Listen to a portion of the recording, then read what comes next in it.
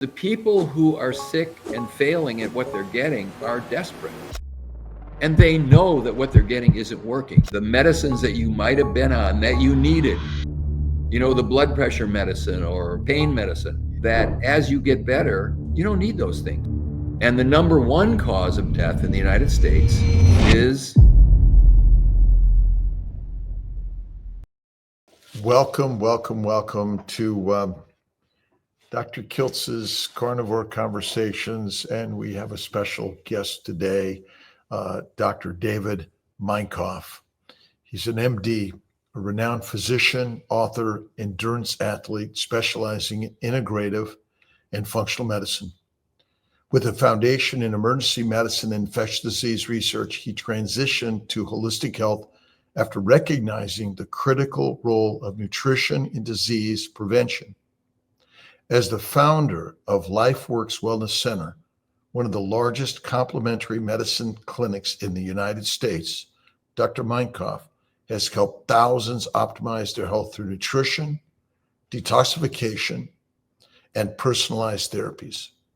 His book, The Search for the Perfect Protein, explores the vital role of amino acids in human health, debunking common misconception about diet and disease. From saving lives in emergency medicine to completing 43 Ironman races, Dr. David Minkoff has spent decades exploring what it truly means to be healthy. His medical journey took a turn when his wife, Sue, introduced him to biochemistry and nutrition, leading him to question conventional medicine's approach to chronic disease.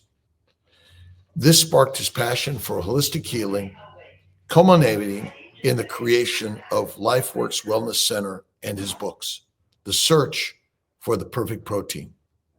Dr. Minkoff's research reveals how protein deficiencies contribute to diabetes, obesity, and cancer, and he champions clean, bioavailable protein sources as key to longevity and vitality. Dr. David Minkoff believes that optimal health comes from addressing root causes, not just symptoms. With a background in infectious disease and emergency medicine, he witnessed firsthand how conventional health care often falls short in treating chronic conditions. This fueled his pursuit of functional medicine, leading him to establish LifeWorks Wellness Center, where he helps patients heal through nutrition, detoxification, and hormone optimization. And his book, The Search for the Perfect Protein, challenges common dietary misconceptions, revealing the power of amino acids in reversing disease and promoting longevity. His work bridges science and holistic health, offering a blueprint for those seeking real, lasting wellness. Let's welcome Dr. David Minkoff to Kiltz's Carnivore Conversations and more on healing your life. Well, I appreciate you, Dr. Minkoff. Is that pronounced correctly? Yes. Minkoff. Well, Dr. Minkoff, a pleasure to have you here. I wanted to introduce you to our community. I mostly talk about keto and carnivore and fasting, and I wanted to learn more about your ideas as a standard trained physician. I know in infectious disease, you went on to practice primarily complementary, integrative, and holistic approach to healing. Can you tell us a little bit about your history, how you got there, and what your primary goals are? Sure. So I was a Hebrew major, language and literature in college. I had two uncles who were famous doctors. I remember making the decision at 5 years old that I wanted to be a doctor. But my junior year in college, I spent at the Hebrew University, and I ended up with a lot of credits I'm fluent in Hebrew and Hebrew literature. And then it dawned on me, if I'm going to go to medical school and I'm a junior, I better get going. So I got it all together, went to med school, University of Wisconsin, and then went to the University of California, San Diego, and did a residency in pediatrics. I was chief resident there as a 4th year. And then I did a 2-year fellowship in infectious disease. It was both pediatric and infectious disease. And then I went into practice in a hospital setting doing adult infectious disease, adult and pediatric infectious disease. Mm-hmm. The early 80s, it was the beginning of the AIDS epidemic. Yep. And the hospital was full of patients that looked funny to everybody because no one had seen this before. You know, young men with weird diseases. And so that was my specialty. I also had an office pediatric practice, and I was running a neonatal intensive care unit with little babies. So I was busy. Yeah. And I did that for 10 years. And then I got interested in really acute care. When I was the chief resident, I was running a very large pediatric intensive care unit. So it was ventilators and pressors and all kinds of stuff. And I liked acute care. And we decided to move from San Diego to Clearwater, Florida. And when I moved here, I got offered a job in a large community hospital, top 100 chest pain hospitals in the United States, and started doing emergency medicine full time. I really liked that. I liked trauma. I like difficult, challenging stuff. It's just, I'm an adrenaline guy, and I like that. Then in 1995, my wife, who's a registered nurse, started watching Jeffrey Bland. Jeffrey Bland was the founder of the Institute of Functional Medicine. He actually coined the term functional medicine. He was a nutritional biochemist, had studied under Linus Pauling, and he had just one of the amazing humans that reincarnated this lifetime with a gift of, could read journals at 1,500 words per minute, could retain 100% of it with a photographic memory. At the time, had the largest collection of nutritional journals of any private citizen in the United States, and could distill information and put it together in a form that was understandable to people who weren't yet very adept at biochemistry or human physiology biochemistry. And she's going to these events, and she's very excited about it. And one of the things that she learned was that you shouldn't have mercury in your teeth, amalgam fillings, because they're bad for you. And she promptly went to a regular dentist here in Clearwater. She had mercury fillings in all of her premolars and molars, and she was a small girl. Now, she's also a triathlete. She's a podium triathlete. She was very fit. She was always very careful about food and exercise and all this stuff. We have 3 young children.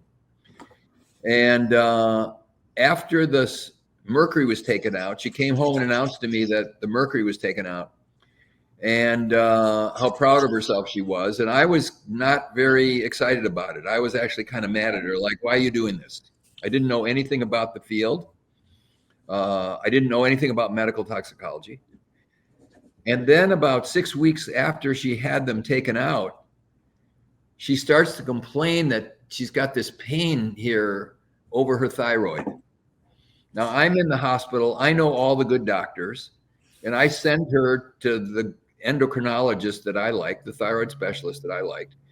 And he took a look at her. She had high thyroid peroxidase and antithyroglobulin antibodies. She's got thyroiditis. She's got a Hashimoto's, and her thyroid function was okay, but the gland was swollen and it was painful. And he didn't really think anything needed to be done, but that we should watch her. He had no idea what caused it, and neither did I. A few weeks later, she started to complain about her right upper quadrant, like she's sensitive there. And I run a CMP liver panel on her, and she's got high transaminases. Okay, I get an ultrasound of her liver. It's normal. I send her to my favorite liver specialist. And he looks at her and he says, I don't see where she does a hepatitis panel on her. She doesn't have any kind of acute viral disease. He said, this must be autoimmune. And when I look at the thyroid, it's probably related. And that's probably what's going on with her. And since she's not really symptomatic, there isn't anything that you need to do. We'll just watch her. A few weeks later, she wakes up in the morning. She walks into the bathroom to brush her teeth. And when she tries to pick her arm up to brush her teeth, she's got severe weakness of her deltoid muscle. And I examine her and she's got a weak glute muscle too, and her buttock on the same side. I don't know. I'm good at heart attacks and peritoneal lavages, but I don't know what's going on with her.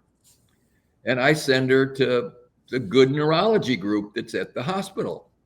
And they look at her, they do an MRI, they said it looks suspicious for MS, and they want to put her on high-dose steroids and interferon. And both are very toxic. And it dawned on me that while these guys are my buddies and we work together in the trenches all the time, they don't know what in the hell's going on, and I don't either. By happenstance, she owns a home healthcare nursing business.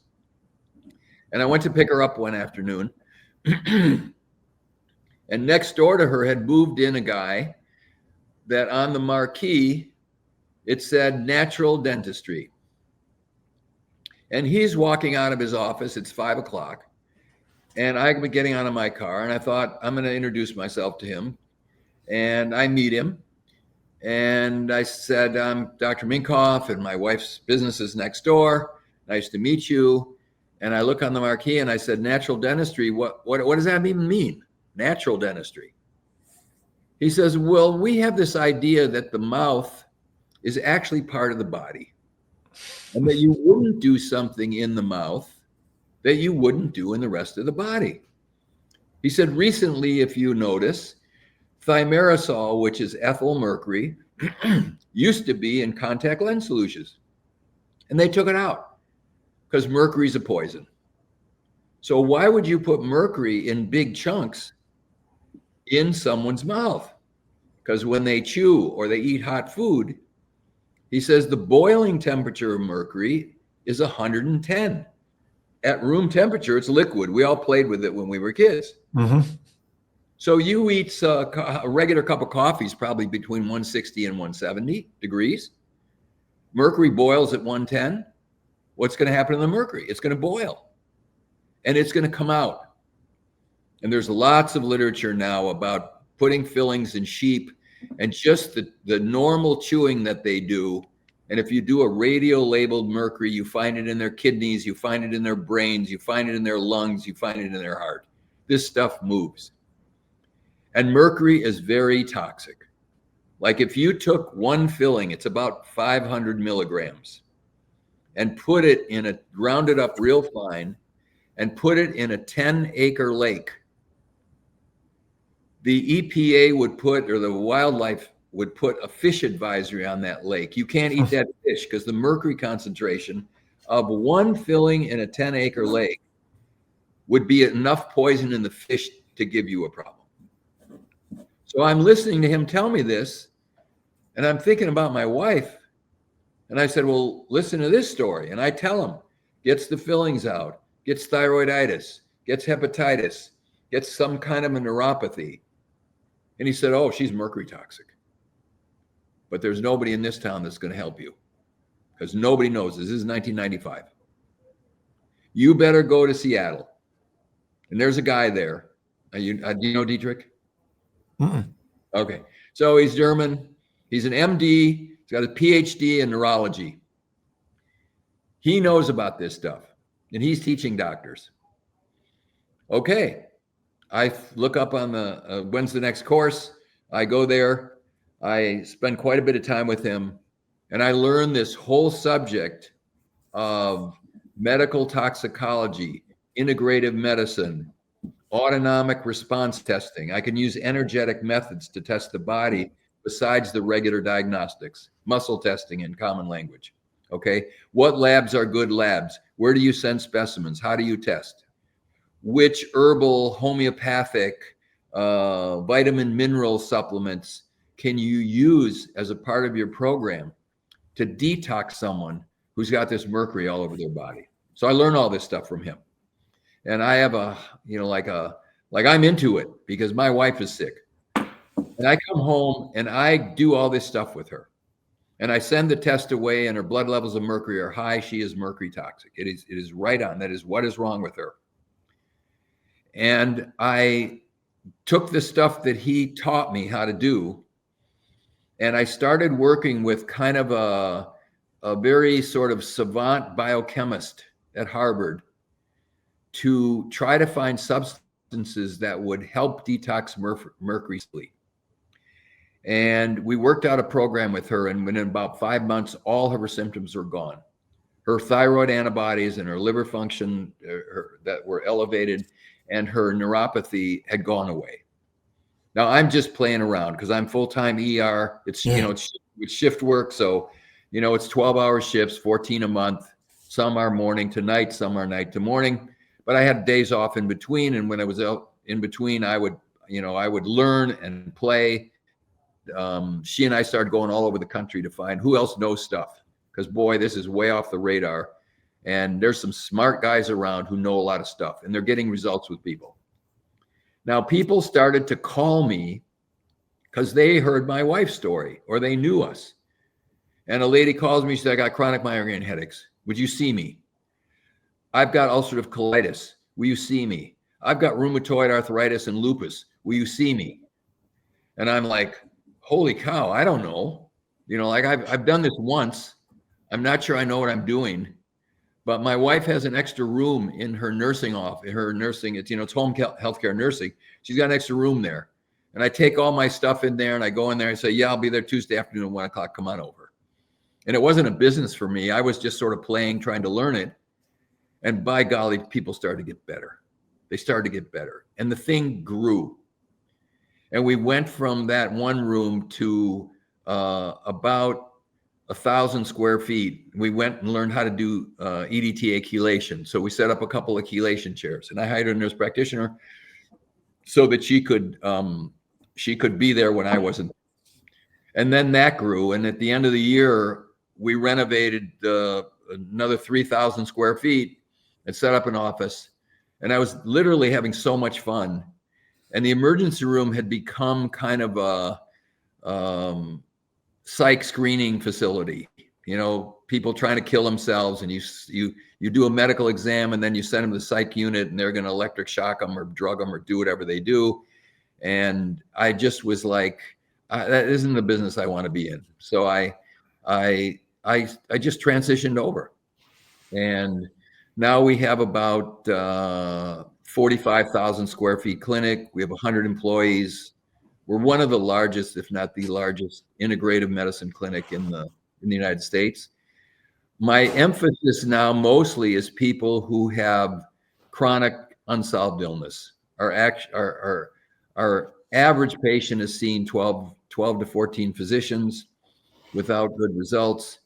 And so we're good at that. So it's cancer, Lyme disease, chronic mold, chronic fatigue, autoimmune illness, neurological stuff, MS, Alzheimer's, and we're really good at it. We're really good at it. And I love learning. I loved medical school. I loved high school. I'm a nerd, and I just have not stopped. And my wife's in the same boat. So I now lecture a lot all over at meetings. But I also go to meetings and learn, because the advances in technology on diagnostics and treatment for human conditions, it's so much fun, and it's astounding. All the new photobiomodulation, all this stuff. I mean, we are doing remarkable stuff. You take a medical dye, you give it IV to someone, and then you put infrared light over the organ where the problem is, and the organ starts to get better, or the cancer starts to shrink. it's incredible. So I should have retired 12 years ago, but I have, I told my office, I just signed a new 10-year contract. We're having so much fun. It's so interesting and it's so rewarding. I mean, people get better, and there's nothing like that when they look you in the eye and they say, you saved my life and Wow. I've got my life back. And it's terrific. Can I ask how young you are? I'm almost 77 next All right. month. Yeah. And I just turned 69, and I've been watching your YouTube and many other things in your interviews, and you sound like a person like me that aging is the continuous hard, and going to work every day and planning to continue in it until you move on to that next level. Do you think standard medicine is actually just masking symptoms of the diseases, but never really curing people's diseases? Because I know so many people are on drugs that are lifelong. And is there something about what you're doing on a more integrative approach that is getting to the fundamental cause rather than masking the symptoms and people think they're better? See, the only difference between me and any of those other doctors, who are all mostly wanting to do well, wanting to help people.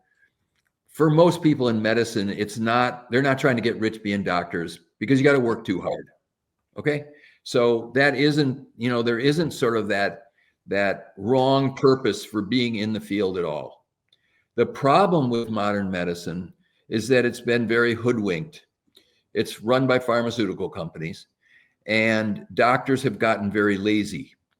Now, I don't have a problem with the wonderful technologies that exist in emergency medicine or surgery, or, someone's dying, you're having a heart attack.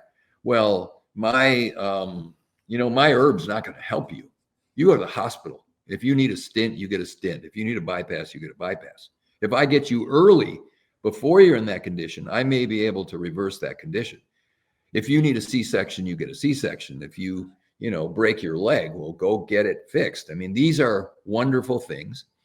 And, but most of the medicine that's practiced is chronic illness.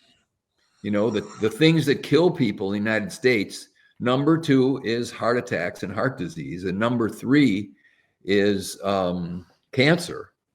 And number 4 is a whole bunch of stuff related, usually associated with poor blood sugar control.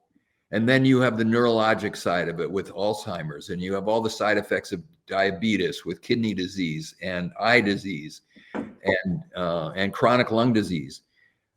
And the number 1 cause of death in the United States is, this term iatrogenic. Iatrogenic means doctor-caused illness.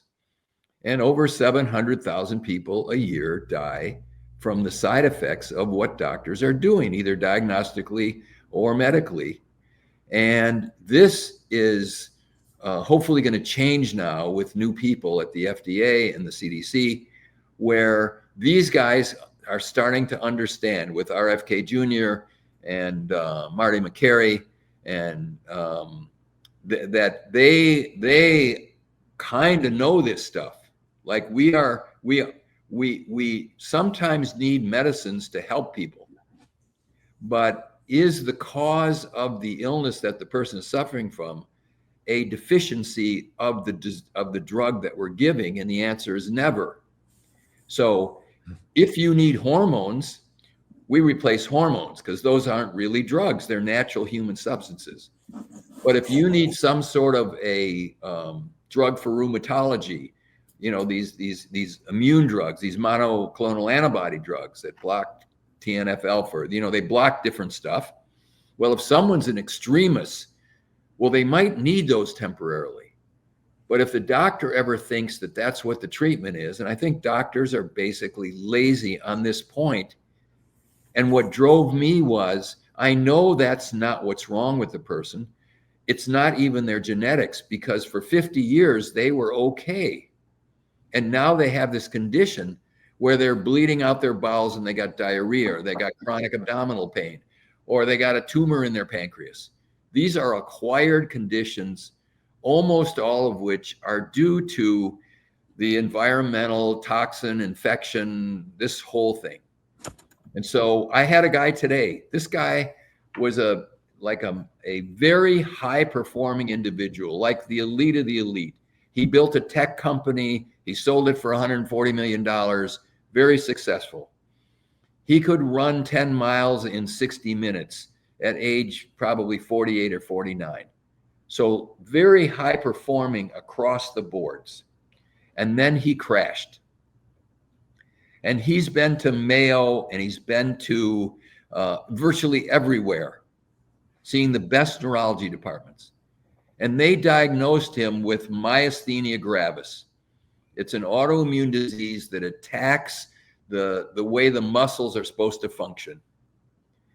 And I saw him today. I've been working with him, and he couldn't sleep, and he was in a chronic hypersympathetic mode, like he was on all the time. He couldn't sleep, he couldn't dream, and he couldn't feel. Like he was basically numb. He couldn't work out. He was exhausted all the time. He was in bed. He went through all these big hospitals, UT, Yale, major medical centers, saw the best guys there, and was a basket case, and came in to see us probably late last summer. And today we looked at, he went back to the neurologist for a recheck because he's been doing a program with me, and he's getting better and better. He's back running again. He says, I'm starting to feel again. I'm getting REM sleep again. And his recheck antibody panel, which is antibodies against all these muscle proteins and things that go along with myasthenia gravis, they've all gone normal. They've gone negative. Like he is healing, and his body's going to come back. And I think 3-4 more months, he's going to be completely normal. Now, there's not a neurologist in the century that would even believe it. But when they get the antibodies, and they're like, that's unusual. That never gets better. Oh, and you're not taking the drugs, Mistadone. There's drugs that are used for this, because sometimes people, they need the drugs when they start, or they'll die. But he's weaned off the drugs, and he's completely fine. And so we get miracles like this. Virtually, these are medical miracles, probably 8 or 9 times out of 10. Wow. Because if you look for why did this happen, what is the infection, toxin, mitochondrial poison that got this body from good normal function to where it is something or some things, and they're almost always identifiable. And then there are ways to remove these from the body or replenish the deficiencies that the person has, and they will get better. They will just get better. The body's built to live, and it's built to heal. And if you remove the barriers to that, and you put in the things that should be there, like their zinc's too low, or their amino acids are too low, or their, whatever the deficit is, then you can coax the body along. And one of the things exciting now is that we got lots of tools to analyze what these things are. And then we have a lot of non-invasive treatments. You can get IV green tea extract now, and you can get, wormwood oil extract IV. I mean, you can do all this stuff. Some of it's natural, some of it's pharmaceutical, but where you do it in sort of in this context of, we are going toward healing. We're not, and the medicines that you might have been on that you needed, the blood pressure medicine, or, whatever else the pain medicine, that as you get better, you don't need those things. And those things can then be weaned off. And now you're free of this, and you're back to a healthy state. Hey, if you're eating animal-based, you know how hard it is to find something real when you're on the go. That's why I like the carnivore bar. It's made with just meat, fat, salt, and sometimes a little honey. No seed oils, no sugar, no preservatives. It's shelf-stable, travel-ready, and packs 400 calories of real nourishment. Think of it like modern-day pemmican, a survival food, reimagined with high-quality, regeneratively raised beef. Whether you're flying, hiking, road tripping, or just busy between meals, this bar helps you stay fueled until your next steak. It's simple, it's real, and it actually supports how humans are meant to eat. Meet my food.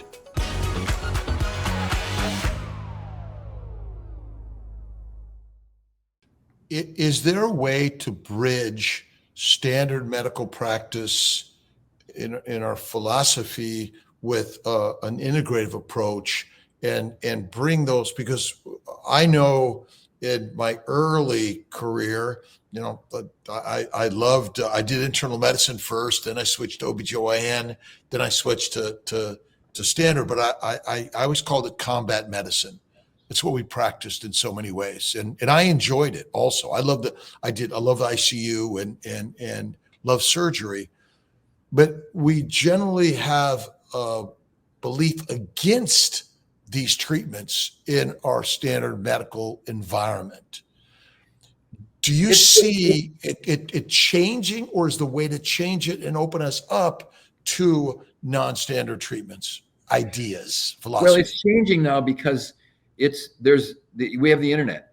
Yeah. And we have Joe Rogan, and we have people, you have Dave Asprey, and you have Ben Greenfield, and you have people who are now, because the people who are sick and failing at what they're getting are desperate, and they know that what they're getting isn't working. And the myth before was there's nothing you can do about it. Look, this is standard of care. This is standard of care, and you're getting standard of care, and that's what I'm delivering you. And if you don't get better, it's your fault. It's not my fault, And if worse comes to worse, you need an antidepressant, so I'm going to stick you on Prozac. And then maybe you'll be numb enough where you won't complain back to me and you won't bother me anymore. I mean, that's what happens with the standard model. And I don't think doctors are comfortable with it, but I don't think they got the guts to say, what I'm doing is not covered by insurance. So I can't treat everybody. I can treat people who can afford to do this service. If there was an insurance model where they could take their set aside for medical, or there was another way to do it where people could contribute to themselves or self-insure so that they'd have money to do this stuff instead of wasting their money on this other stuff, have a major medical policy, but then, a couple $100 a month, put it aside. And in 10 years, you'll have a good war chest there that if you actually need something, you'll be able to afford it. Because for most of these conditions, which are very difficult, like the stuff we treat, the stuff works for a while, and then because the side effects of the medicine, it stops working. Or like with the modern cancer care, oh boy, we gave you the drugs. In 3 months, your PET scan looks better. And then in 6 months, oh, the cancer's back. Oh, sorry, the drugs don't work anymore because they've killed off your immune system. And they produce massive deficiencies, which the oncologist isn't looking at. And I'm not saying that everything oncologists do is bad, or they're all bad, or the whole field is bad. What's bad about the field is that if they were really open to looking at what is the evidence-based medicine, and there is tons of evidence-based medicine on things like ozone and photobiomodulation, and pulse magnetic field therapies, and hyperbaric oxygen. And there's tons of data on this stuff. And I think most doctors are just too lazy to open their eyes or ask themselves the same question that I asked myself was, by golly, they're not helping her. Now, there's got to be another way. Maybe I could do a PubMed search for, chronic autoimmune disease, integrative therapies. Oh, well, here's a paper. There's 5,000 papers published on ozone therapy as immune modulating therapy. Well, where do I get that? Well, nowhere. And then I see, then I hear about this guy in Reno, Nevada, Frank Schallenberger, one of my closest friends, 2010, I better learn that. So I go spend some time with him. I learn, I come back. We have done like probably over 100,000 ozone treatments since 2010. Not one person died. Not one person had a major side effect. And by golly, you put this stuff in joints and the joint pain goes away. You put it in bladders in someone who's got chronic cystitis, and the cystitis heals. And you put it in cancers, and the cancers start to respond to it. So there's tremendous things out there, and they're being done. And there's a lot of doctors now who have sort of decided, I'm going to step outside the box. Mm-hmm. Now, I do a lot of pharmaceutical medicine in cancer patients. We give low dose chemotherapy with insulin, and it works with support from IV vitamin C, IV curcumin, hyperbaric oxygen, where you don't do the therapy at a level that's going to produce irreversible toxicity in the body. You're going to support the body with these other things, and you're going to get an outcome that's just all around really good. You mentioned toxicity and deficiencies. Maybe you could talk a little about what do you think is going on in our environment that may be increasing all of our diseases and our troubles? System is messed up. People used to have gardens and the produce that they got was local. And now you get something that's grown in Mexico or South America, and you freeze it. And then it's 4 months before it gets to your grocery store, and you measure the nutritional value of that food. It's lousy. Even if it's organic, it's lousy. And then you take food that's 90% of the produce available has all been in fertilized ground, monocropped, that's sprayed with atrazine and glyphosate, two cancer-causing, gut-killing, microbiome-killing chemical pesticides, and that's called food. So bodies can't live on that stuff. So everybody needs supplementation. Like we tell people, you got to eat organic.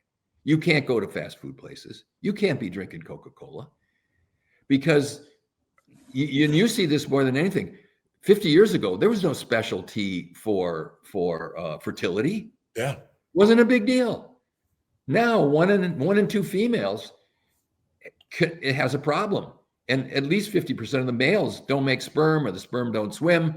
I mean, it's a reflection in each specialty of, man, things are going to hell. And now the birth rate's gone to hell. And are we going to have a species left in 100 years unless things drastically change? Because if you don't make babies, what are you going to replace with? And if the babies that are, when I was a pediatrician, this is just an amazing thing to me. I was a pediatrician. I'm chief resident at University of California, San Diego hospitals. It was one of the premier pediatric programs in the country. And the guy who ran the program, his name was Bill Nyhan. He was one of the foremost researchers in biochemical abnormalities of newborns, genetic biochemical abnormalities of newborns. And once a week, he would come on the ward and he would walk around and we'd see all the kids that were in the hospital for whatever reason. And he would give us a little talk on each one. And I think there was 25 residents, and we would walk around, and it was always fun because he was a great guy and he was real smart. And he would, he had wisdom from experience. And so one day we come across this kid. So this is like 1978. And so like a 14-month-old, and the 14-month-old is in a crib, and the crib has a little cage over the top so the kid doesn't climb out. And he says, this kid, you probably will never see one of these cases again in your life. If you're a busy pediatrician and you see 30 kids a day, 5 days a week for 30 years, you may never see one of these again. But if you do, I want you, when we finish rounds today, that you come back here and examine this kid and read through the chart and Cement this in your mind, because this little kid has autism.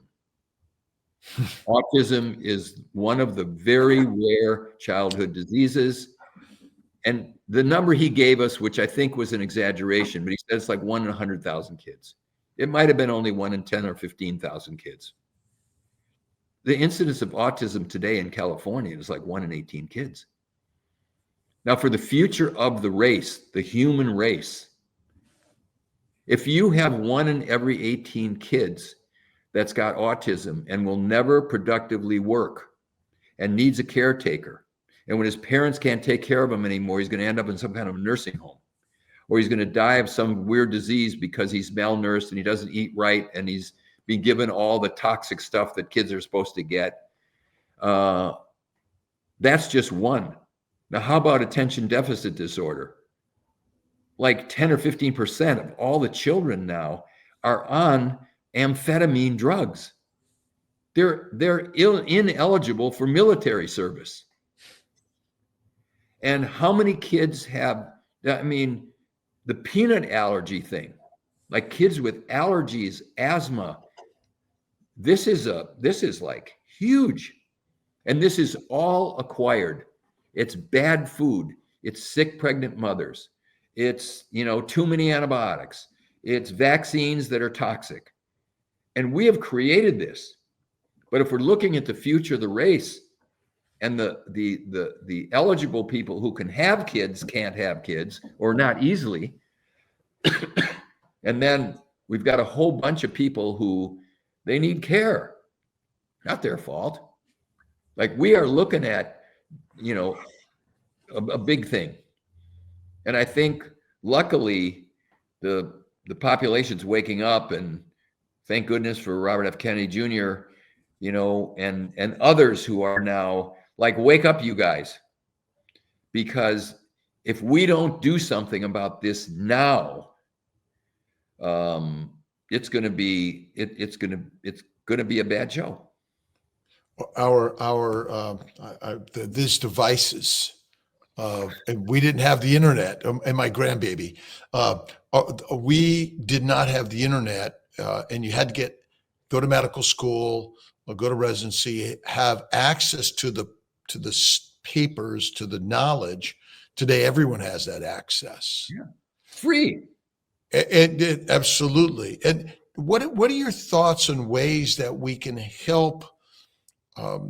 Besides the government, is there ultimately the inspiring each and every individual, but thoughts on how we can bring standard medicine, integrated medicine, but I think it's mostly empowering people to be responsible for their own health care by giving them access to this type of knowledge you're talking about.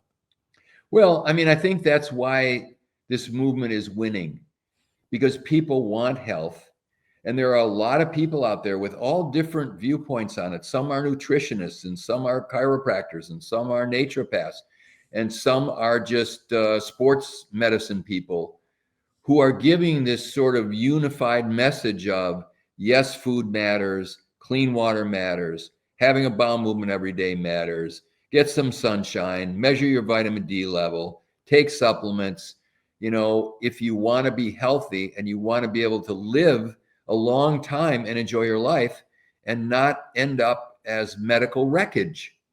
Because once you have a real problem that crops up, whether it's your heart arteries are narrowed, or you've got severe pain from arthritis, or you've got indigestion, and you start going down that medical pathway, if you don't get off quick enough, it's going to hurt you.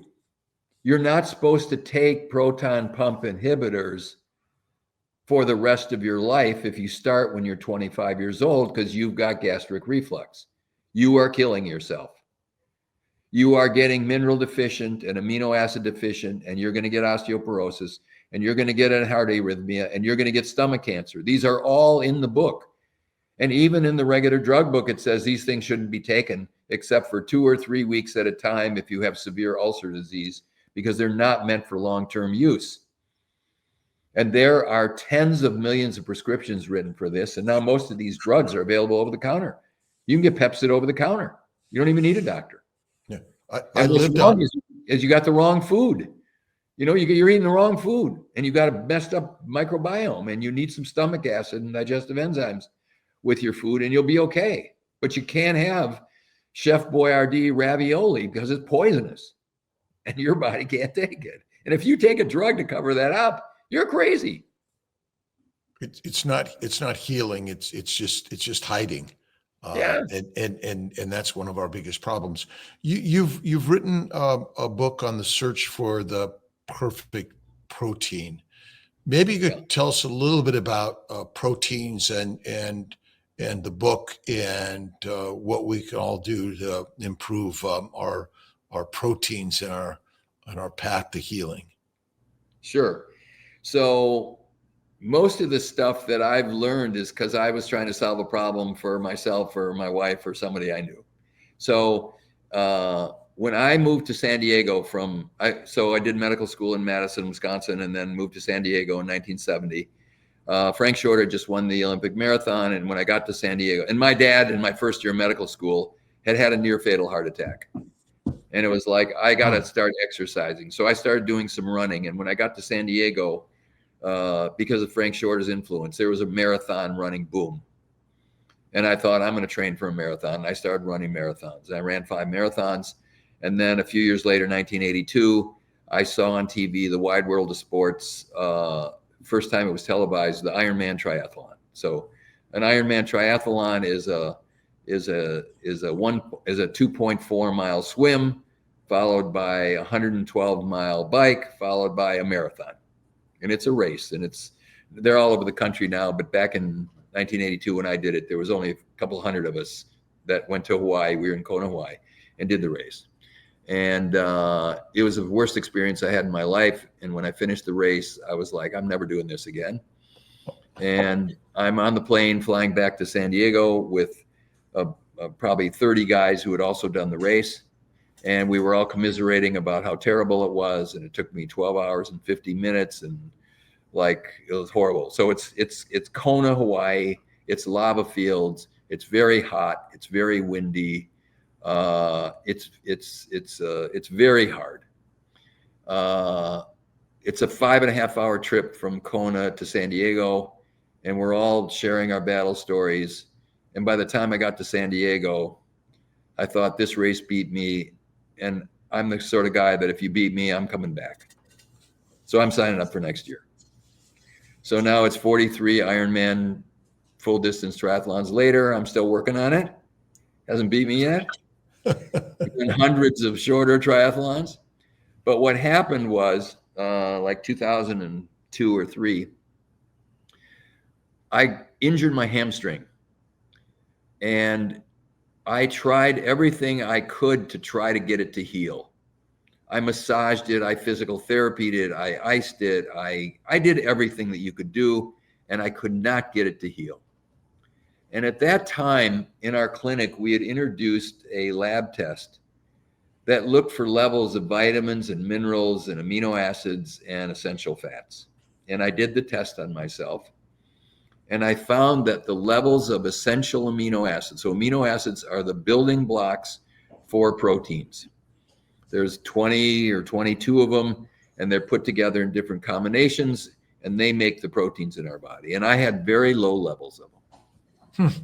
And I thought, maybe this is why my leg won't heal.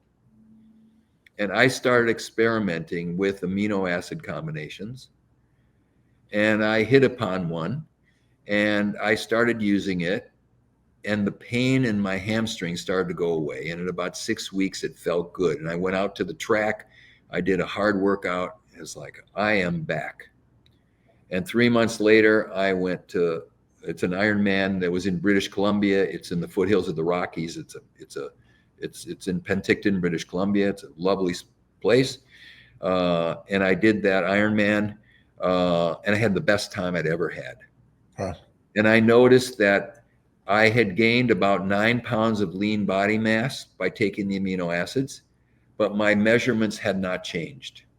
And when I talked to a biochemist about it, he said, most likely your organ size had filled in, your bone density had filled in, because you were amino acid deficient and your body was not optimized for what your genetics and your training would get you to. I also found that my maximum heart rate, because I would always wear a heart rate monitor when I was training, that my maximum heart rate went up 12 points. And like, I'm 65 by then. That's not supposed to happen. How can a 65-year-old have a maximum heart rate of 172 and then it goes to 184? Like under duress, like a hot day, real hard intervals. Right. Okay, that's not supposed to happen. So I write an article. At the time, there was a popular magazine for triathletes called Triathlete Magazine. And I wrote an article in Triathlete Magazine of like, here's my story, here's what happened, here's what I did.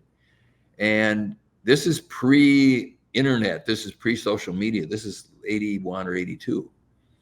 I got 3,000 replies to the editor on my article. They couldn't even print them all. Like, that's my story. Where do I get this stuff? I need some of this stuff. So I'd already started a natural products company called Body Health with my son. And we were making this product that detoxed life of mercury. It's called Metal Free. So we were making that and we were selling it to doctors because it really worked and it was non-toxic. And I'd put together a really good multivitamin, a couple of other products. And I thought, hell, I'm just going to make this stuff and we'll make it available to people. That's what Perfect Amino is. And so in the clinic, I started measuring all these people that we're seeing. Some people were interested in longevity. Some people had chronic illness. Well, they all had low. And all chronic illness, anybody with chronic illness has low serum amino acids. Well, they need vitamin D for sure. And they need essential fats, but by golly, they need amino acids. And so we started selling Perfect Amino, and we found that, athletes, people on dialysis, people with chronic liver disease, people, housewives with fatigue, just massive numbers of people from all these different populations, when they started taking this product, their bodies started to heal. Their energy came back, their fingernails stopped ridging and they started growing, and their chronic plantar fasciitis got better. And so the book, The Search for the Perfect Protein, is really that story about what happened to me, and then many, many examples from people in the clinic that I gave this to and successfully that I've written in for. And that I advise people, there's some stuff that you got to take from the outside because our nutrition based on food is going to be lacking, and that this is easy to do, and that virtually 100% of people do not have the adequate levels or optimal levels of amino acids, and they can take it as a tablet or they can take it as a scoop, and you put 2 scoops of Perfect Amino. Like right now, I've got some water here, and I've got 2 scoops of vanilla Perfect Amino with 1 scoop of Body Health electrolytes. It's a delicious drink, and I drink it all day long. And then on hard days, I take extra, because for recovery, if you're trying to build muscle, I had a guy who was in Miami who was running one of the biggest fitness bodybuilding places, and he was having his guys take 100 grams of whey protein every day. And a lot of people have trouble with that. Their stomachs go, they get diarrhea, or they get bloating, or they get stomach aches with whey protein. And I said, just switch over to this. Give them 10 tablets 3 times a day of Perfect Amino. They don't need any whey protein. You will see them go anabolic, and you won't have any stomach distress. And he calls me a couple months later, holy cow, like this stuff really works. So that's the basic story of it.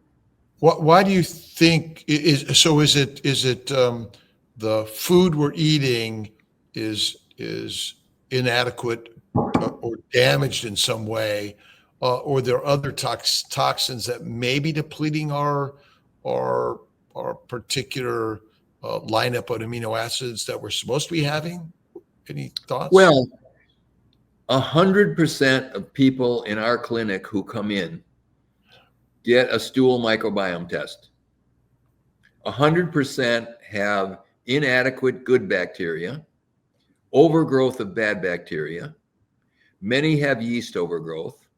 Many actually have deficiencies in, it's an enzyme called chymotrypsin. It's one of the pancreatic enzymes that's required for the digestion of protein, have low stomach acid, have they're intolerant to foods. The most common one is gluten, and gluten damages the little very fine microvilli that are required to absorb food, and the microvilli are blunted and damaged because of they have an allergy or sensitivity to gluten. And they could be eating a carnivore diet, but if they're not digesting it and absorbing it, they can eat all they want. It's not going in.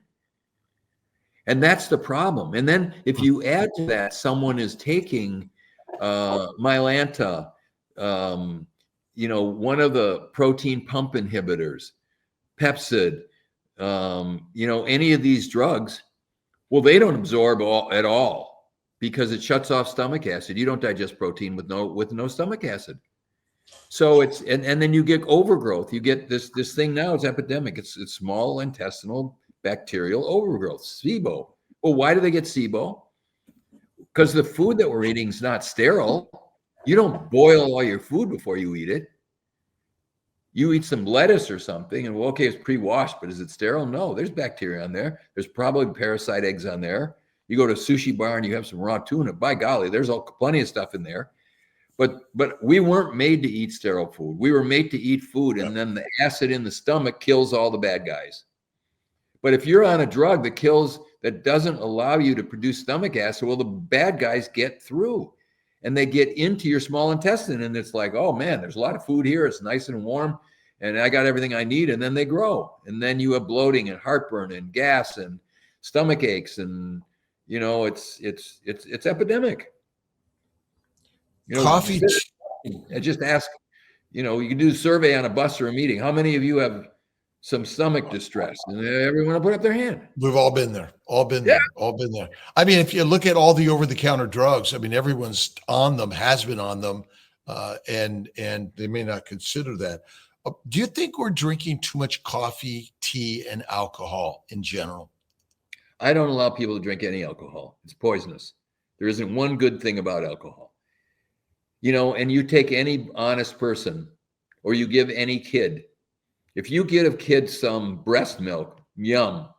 You give them some whole, non-pasteurized raw milk, yum. Okay.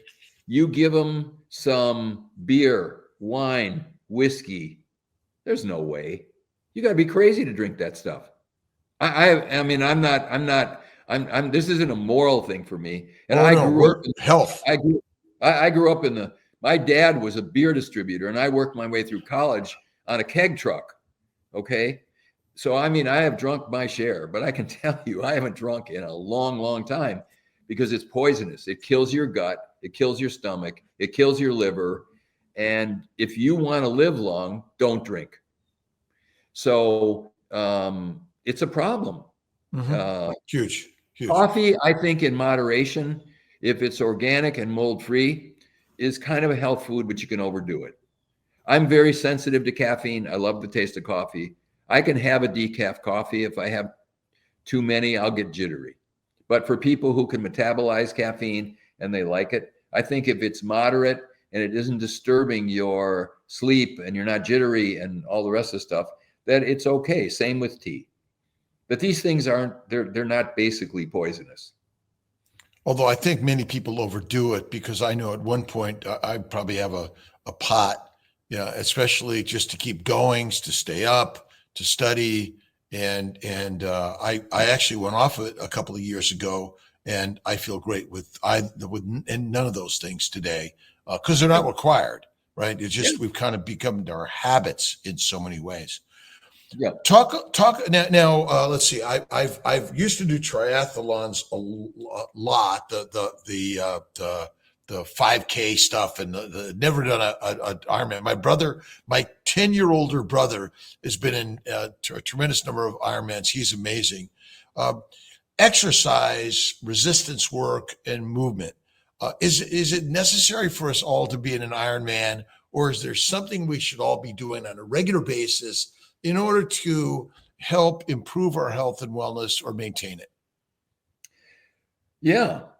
I mean, it's absolutely necessary. Our bodies evolved as working instruments.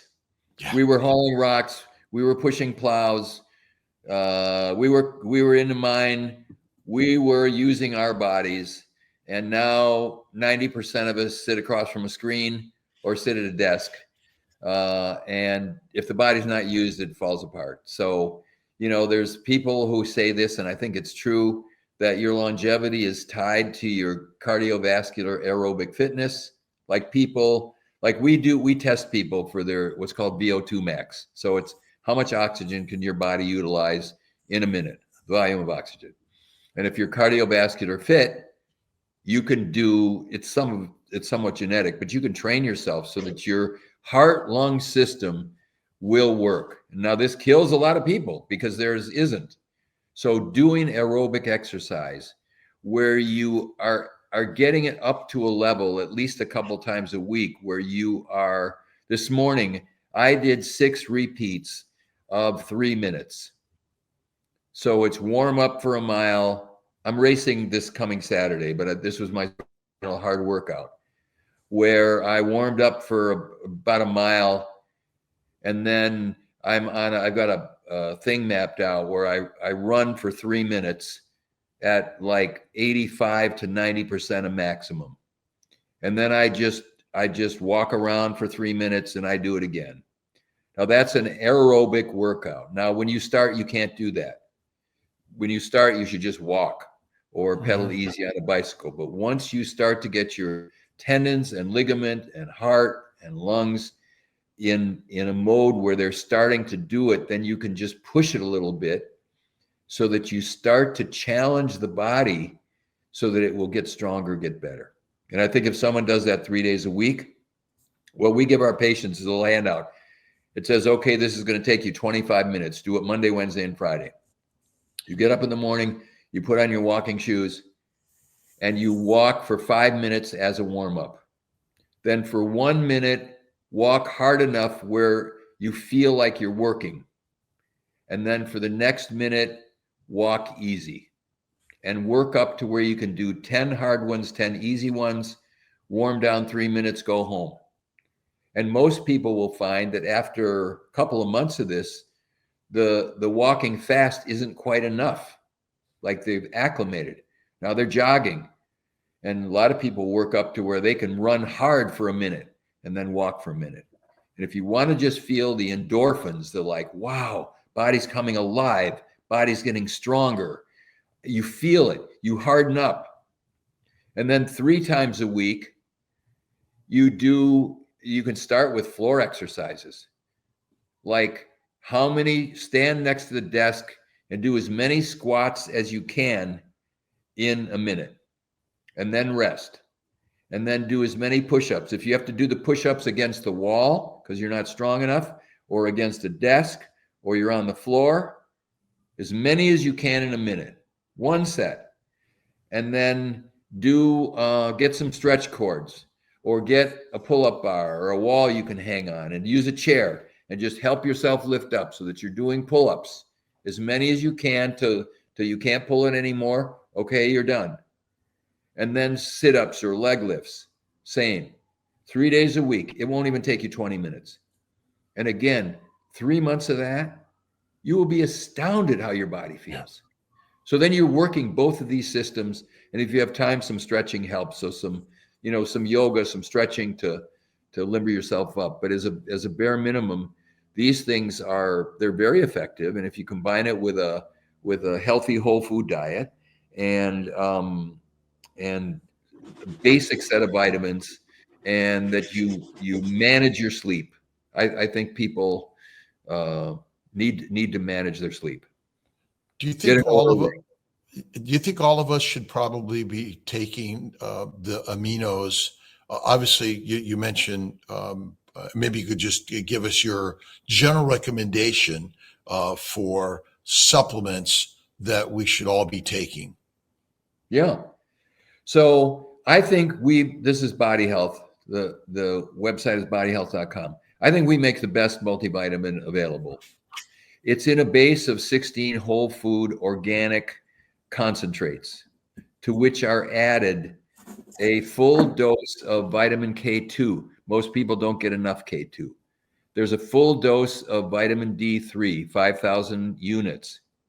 There is methylated B vitamins, so it's methylfolate, methyl B12, methyl pyridoxine, P5P pyridoxine. These are all in the form that the body can just naturally utilize. There's CoQ10 in there. It's really like $300 worth of vitamins for $69 in 2 tablets in the morning and 2 tablets at night. Full complement, high levels of B vitamins. So it's really good. So every patient, okay, take 2 of these in the morning, 2 at night. Almost everybody is deficient in omega-3 fats. Omega-3 fats are the fish oils. And unless you're eating a lot of fish, most people are deficient. And it's brain food. It's, pregnant women that take omega-3s have smarter babies. People lose their memory. They get their memory back when they take omega-3s. The brain's made out of this stuff. All the cell membranes are made of that stuff. So I put everybody on an omega-3 supplement. We have a good one. It's got antioxidants in it. It's got carotenoids in it. It's got astaxanthin in it. It's really good. So most people can take like one of those with each meal. So those are important. Almost everybody's magnesium deficient. So we take an extra magnesium supplement. And almost everybody, we had in our office, there is a company, forgot the name, but they were selling a juice concentrate. And they had this thing where if you were at a trade show, they'd say, come here, let's test your antioxidant levels. And you put your little finger up against the thing, and it would read the antioxidants in the skin. They're called carotenoids. It comes from colored fruits and vegetables. And if you were above 50, you were in good shape. And almost everybody that went by that stand was very low. So I called the company and said, I want to lease one of these machines from you because I want to test my patients. And so for 6 months, we leased the machine. And every patient that came in, put your finger up against the thing. The average, so above 50 is good, which equated to 10 servings a day of fruits, colored fruits and vegetables. Okay, very few people eat that much. Unless they're juicing, they don't do that. Okay. Our average patient, now these aren't average people off the street. These are people who are coming to a clinic because they want health. And presumably they've been doing things that were trying to improve their health. But our average patient had a level of 18. And the average kid had a level of 12. Wow. And so we make a greens concentrate and a reds concentrate. So it's red fruits and vegetables in a concentrate or greens concentrate. And I tested both of them. You take 1 scoop of this and put it in your smoothie, in your soup, on your salad, doesn't matter. Get 1 scoop a day in, come back in 30 days. I'm going to retest you.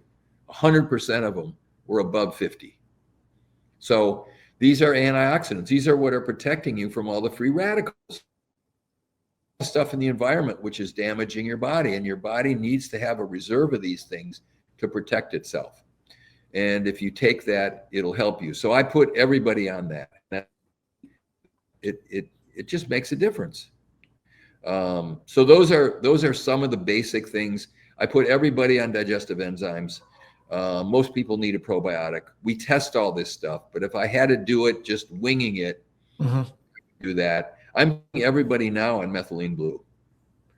Methylene blue is. Maybe you could talk a moment about that, because I was listening to it. I don't have much experience, knowledge. I certainly have heard about it, but I was very interested to know more about it. So methylene blue was the first pharmaceutical drug ever developed in the late 1800s. And it was developed in Germany, and it was called the magic bullet because it would cure malaria. And it was registered as a pharmaceutical. It was later used by Levi's to dye their jeans. So methylene blue comes from the indigo plant. It's derived from a natural substance, and it has very unique properties. one of which is that it will kill viruses, bacteria, cancer cells, and parasites. The other is that it will enable utilization of oxygen in our mitochondria, in the factories that make energy.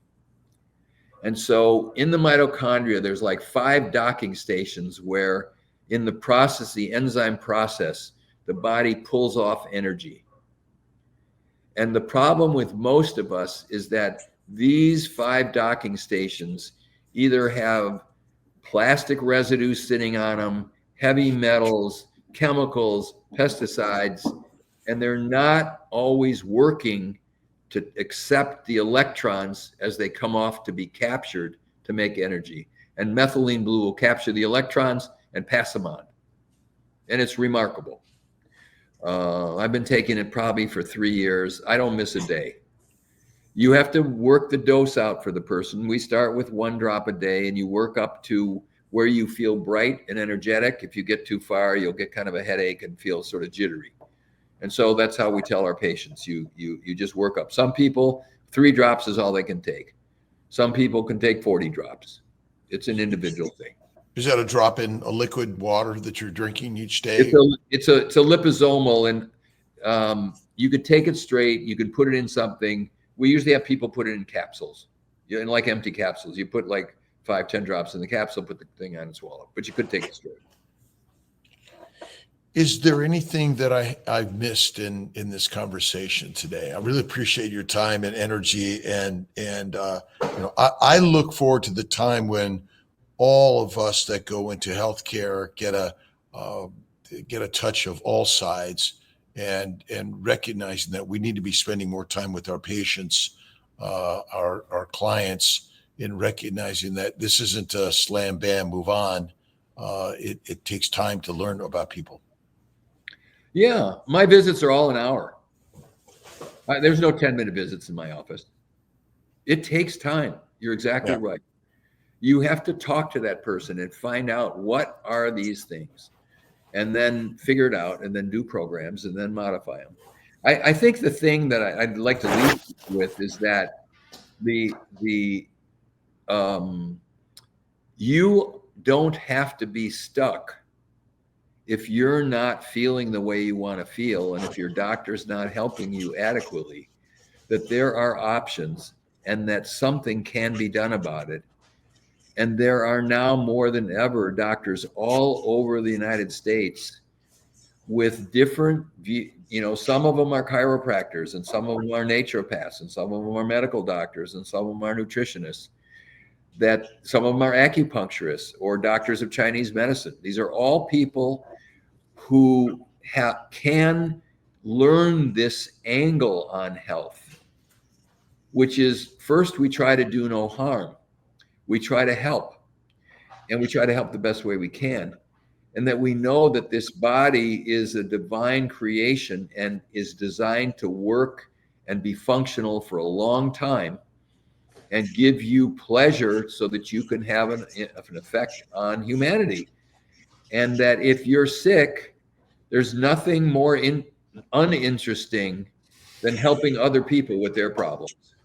If you're in chronic pain, the last thing you want to do is go volunteer at the Veterans of America and serve food meals, or volunteer in a hospital, or be a sympathetic ear to your friend who's got some other problem. It just is, you get, your universe starts to shrink, and you just start to be, the focus is this.